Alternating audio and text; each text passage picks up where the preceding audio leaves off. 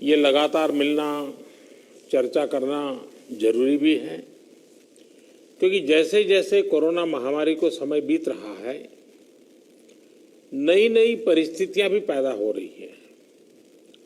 अस्पतालों पर दबाव, हमारे स्वास्थ्य कर्मियों पर दबाव, रोजमर्रा के काम में निरंतरता का न आना पाना, ये हर दिन एक नई चुनौती लेकर आते हैं। मुझे संतोष है कि हर राज्य अपने अपने स्तर पर महामारी के खिलाफ लड़ाई लड़ रहा है, और चाहे केंद्र सरकार हो चाहे राज्य सरकार हो, हम अनुभव कर रहे हैं कि हम लगातार एक टीम बनकर के काम कर पा रहे हैं, और यही टीम स्पिरिट जो है वो एक परिणाम लाने में हम सफल हुए हैं। इतने बड़े संकट को जिस प्रकार से हमने मुकाबला किया है, उसमें सबका साथ मिलकर के काम करना ये बहुत बड़ी बात है। सभी माननीय मुख्यमंत्री जी, आज 80% एक्टिव केसेस हम जो आज मिले हैं इन 10 राज्यों में है, और इसलिए कोरोना के खिलाफ लड़ाई में इन सभी राज्यों की भूमिका बहुत बड़ी हो जाती है। आज देश में एक्टिव केसेस 6 लाख से ज्यादा हो चुके हैं, जिनमें से ज्यादातर मामले हमारे इन 10 राज्यों में ही है। इसलिए ये आवश्यकता लगी कि इन 10 राज्यों के एक साथ बैठ करके हम समीक्षा करें, चर्चा करें, और उनकी जो बेस्ट प्रैक्टिसेस है, उन्होंने किस किस प्रकार के नए इनिशिएटिव लिए हैं, वे सबके ध्यान में आए, क्योंकि हर कोई अपने अपने तरीके से प्रयास कर ही रहा है। और आज की इस चर्चा से हमें एक दूसरे के अनुभवों से काफी कुछ सीखने को, समझने को मिला है। कहीं न कहीं ये एक भाव आज निकल कर आया है कि अगर हम मिलकर अपने इन 10 राज्यों में कोरोना को हरा देते हैं तो देश भी जीत जाएगा। साथियों, टेस्टिंग की संख्या बढ़कर हर दिन 7 लाख तक पहुंच चुकी है और लगातार बढ़ भी रही है। इससे संक्रमण को पहचानने और रोकने में जो मदद मिल रही है, आज हम उसके परिणाम देख रहे हैं। हमारे यहां एवरेज फर्टिलिटी रेट पहले भी दुनिया के मुकाबले काफी कम था। संतोष की बात है कि ये लगातार और कम हो रहा है।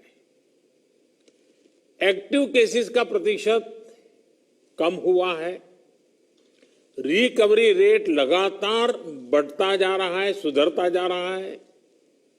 तो इसका अर्थ यह है कि हमारे प्रयास कारगर सिद्ध हो रहे हैं। सबसे अहम बात यह है कि इससे लोगों के बीच भी एक भरोसा बढ़ा है, आत्मविश्वास बढ़ा है, और डर का माहौल भी कुछ कम हुआ है। और जैसे जैसे हम टेस्टिंग को बढ़ाते जाएंगे, हमारी ये सफलता आगे और भी बड़ी होगी और एक संतोष का भाव हमको अनुभव होगा। हमने मृत्यु दर को 1% से भी नीचे लाने का जो लक्ष्य रखा है, इसे भी अगर हम थोड़ा और प्रयास करें, बड़े फोकस में प्रयास करें, तो वो लक्ष्य भी हम हासिल कर सकते हैं। अब आगे हमें क्या करना है, कैसे बढ़ना है, इसे लेकर भी काफी स्पष्टता हमारे बीच में भी उभर करके आई और एक प्रकार से ग्रास रूट लेवल तक सब लोगों के दिमाग में पहुंच गया है। भाई क्या करना है, कैसे करना है, कब करना है, बात हिंदुस्तान के नागरिक तक हम पहुंचा पाए हैं। अब देखिए, जिन राज्यों में टेस्टिंग रेट कम है और जहां पॉजिटिव रेट ज्यादा है, वहां टेस्टिंग बढ़ाने की जरूरत सामने आई है। खासतौर पर बिहार, गुजरात, यूपी, पश्चिम बंगाल और तेलंगाना, यहां टेस्टिंग बढ़ाने पर खास बल देने की बात हम लोगों की बातचीत में से उभर करके आ रही है। साथियों, अब तक का हमारा अनुभव है कि कोरोना के खिलाफ कंटेनमेंट, कॉन्टैक्ट ट्रेसिंग और सर्वेलेंस, ये सबसे प्रभावी हथियार है। अब जनता भी इस बात को समझ रही है, लोग पूरी तरह सहयोग भी कर रहे हैं।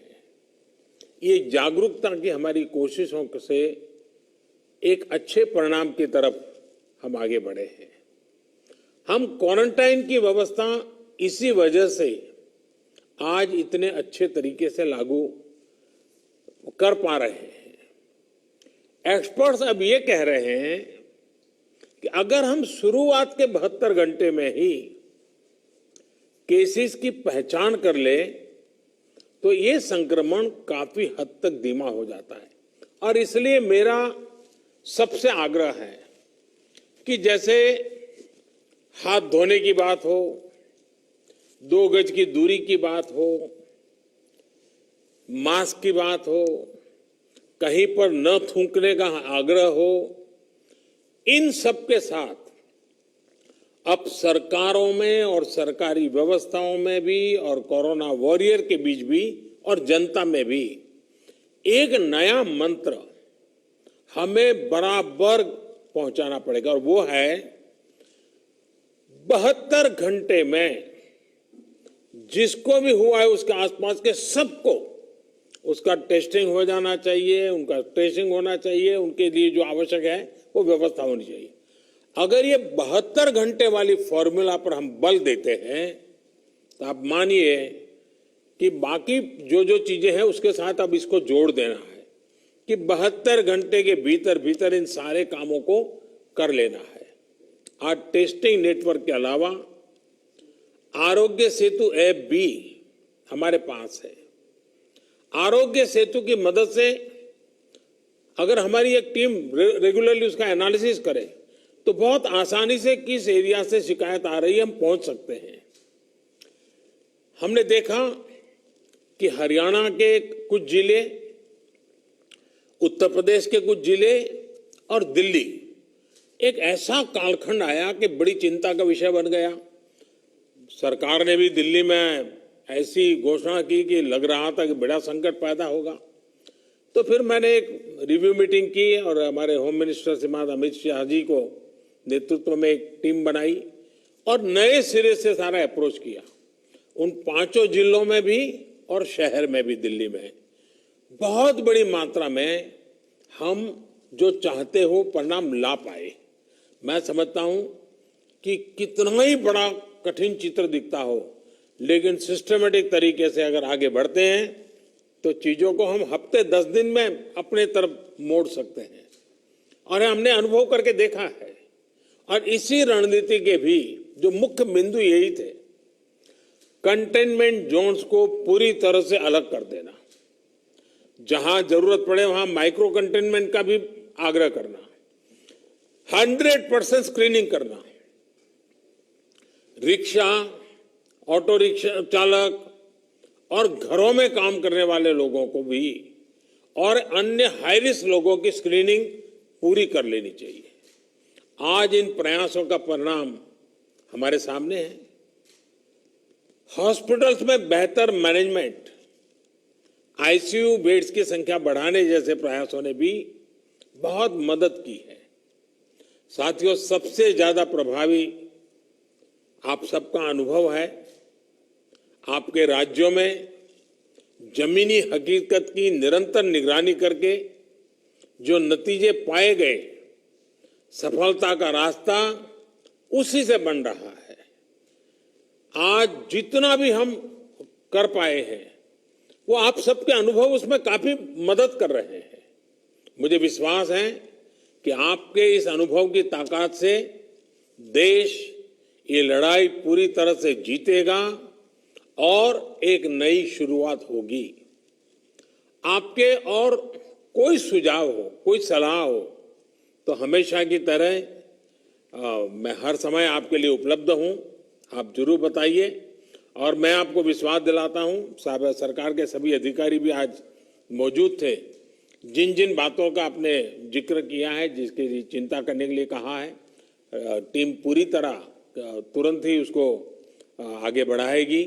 लेकिन हम जानते हैं कि ये जो कालखंड होता है सावन भादो और दिवाली तक का, तो कुछ बीमारी का और बीमारियों का भी माहौल बन जाता है, उसको भी हमें संभालना है।